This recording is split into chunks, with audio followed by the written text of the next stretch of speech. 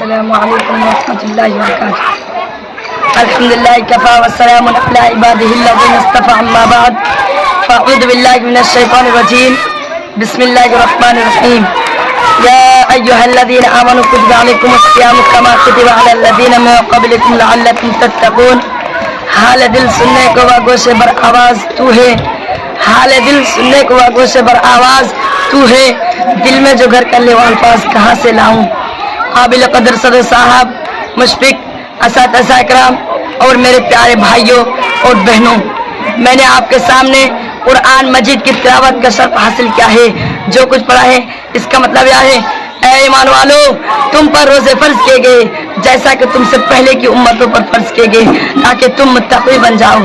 حضرات، ہر ایمان والے پر جس طرح نماز، زکوٰۃ اور حج فرض ہے، اسی طرح اللہ تعالیٰ نے روزہ بھی فرض کیا ہے۔ یا روزے پورے ماہ رمضان میں ہر سال رکھے جاتے ہیں۔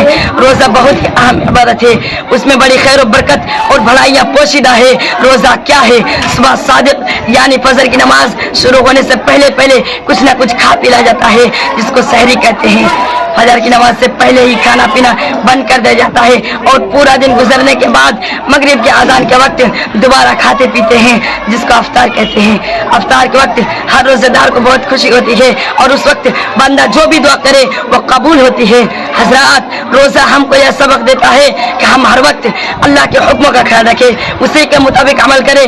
روزہ رکھنے والا ہر وقت سوچتا ہے کہ یہی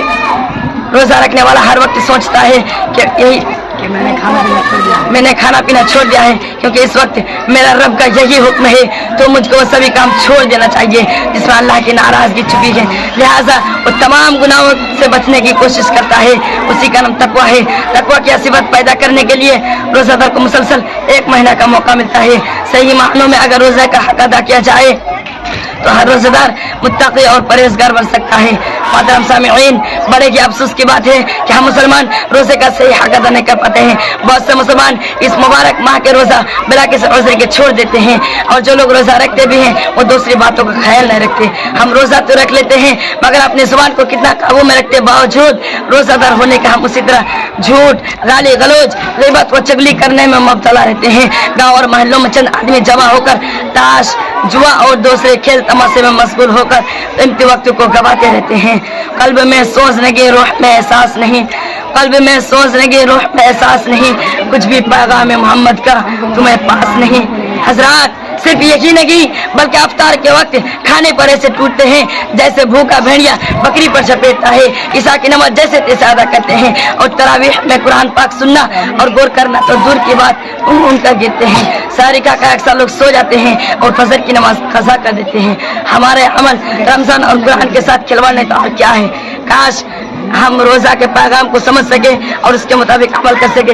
اب میں آخر میں اللہ تعالیٰ سے دعا گو ہوں کہ ہمیں آنے والے رمضان کے روزے نصیب فرمائے، اور پورے زندگی الہی احکام کی تعمیل میں گزرنے کی توفیق عطا فرمائے، آمین۔ ہوئے گئے فرض روزے اس لیے کہ تم شرماؤ، ہوئے گئے فرض روزے اس لیے کہ تم شرماؤ، کھلاؤ بھائیوں کو خود اپنے فاقوں کا غم کھاؤ، ادائے صوم ہی سے قوم کے ہمدرد بن جاؤ، ریاضت کا لگاؤ باغ تو جنت کا پھل کھاؤ۔ وآخر دعوانا ان الحمدللہ رب العالمین، والسلام علیکم ورحمۃ اللہ۔